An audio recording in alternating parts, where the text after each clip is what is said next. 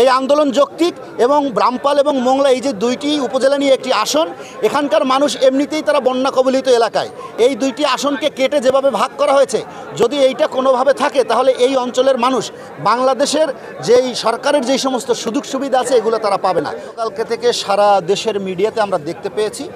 যে বাংলাদেশের 300 আসনটি, সেই 300 আসনের একটি বৃহত্তম আসন হচ্ছে বাগেরহাট জেলার 4টি আসন, একটি বৃহত্তম এরিয়া। আপনারা দেখেছেন 2008 সালের নির্বাচনে তৎকালীন সময় 29শে ডিসেম্বরের নির্বাচনকে কেন্দ্র করে তৎকালীন সময় আপনারা এই ফখরুদ্দিন মঈনুদ্দিনের কথা আপনাদের অবশ্যই মনে আছে। তখন তারা এই একই রকম একটা ঝামেলা তারা তৈরি করেছিল যাতে দেশনেত্রী বেগম খালেদা জিয়া তথা জাতীয়তাবাদী দল বিএনপি নির্বাচনে আসতে না পারে।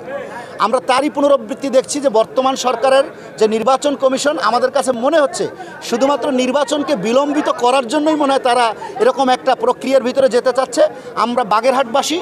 বাগেরহাটের যে 4টি আসন আছে এই বিষয়ে, এই স্পেসিফিক ইস্যুতে আমরা সবাই